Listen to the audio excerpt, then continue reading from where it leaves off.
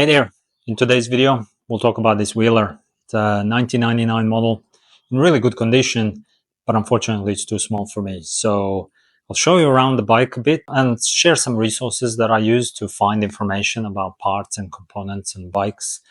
And then we'll have to make a call on it. Do I sell it as is or do I strip it for parts? And then I'll give you a bit of update on this giant Perigee. I picked up this frame as part of a cheap bike build off, but I didn't end up building that one. So I'll let you know what's happening with this bike. Let's check out this bike then.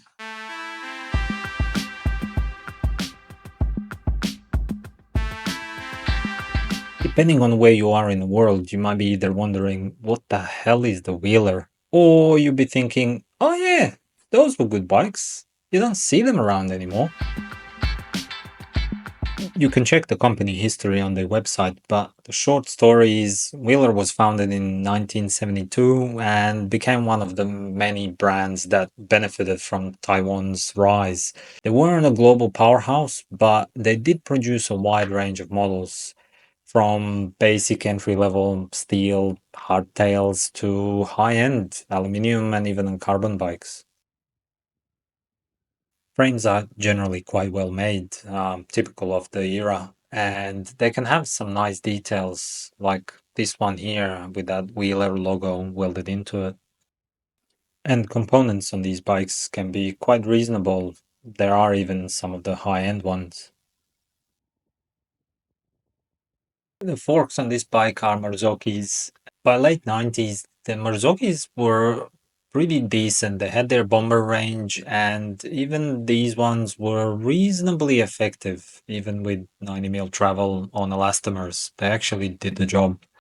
Speaking of Marzzochi, you can find more info on their suspension and all sorts of stuff on this website here. I'll chuck the link in the comments and this video notes, but this site is absolute treasure trove for all things Marzzochi.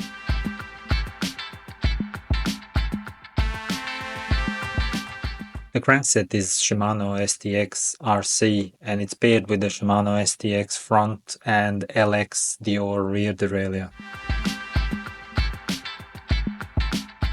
And the cassette is a Shimano unit, 8-speed, running 11 to 28 tooth range.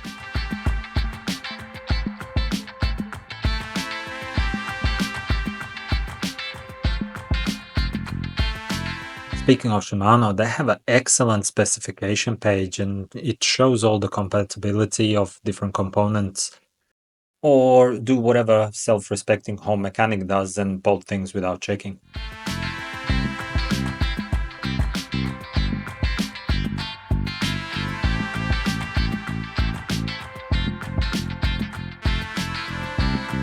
And Shimano also has this excellent product history page that shows all their components and all sorts of different ranges they had throughout the years. Other components are on par with the rest of the bike. The brakes are solid, made by Avid. This particular model is on their lower end, but they're solid performers even to this day. And of course, this bike has a full suite of Ritchie parts, from this stem, handlebars, and this seat post. And it even has like original Ritchie grips in pretty decent condition. Another really good resource is a RetroBike archive. They seem to have a lot of catalogs for old bikes, so this is my first point of call whenever I pick up something. I will put a link to all these in my video notes, but if you have something where you've run into it, please share it in the comments, because I'm always on the lookout for like way to find the information. I ended up selling a wheeler totally by accident to a guy who came to buy something else. So we started chatting as you do, and one thing and another, he was a wheeler guy, and yeah, he ended up buying it. So the bike lives to ride another day.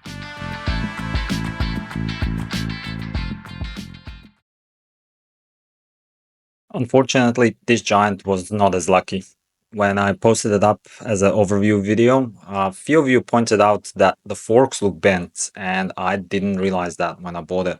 Now, I was prepared to try and fix or replace forks, so I pulled it out to start working on it and realized the frame is also bent. And it is beyond my skill or desire to fix it. So, unfortunately, this frame has reached the end of the road and it is going to the scrap.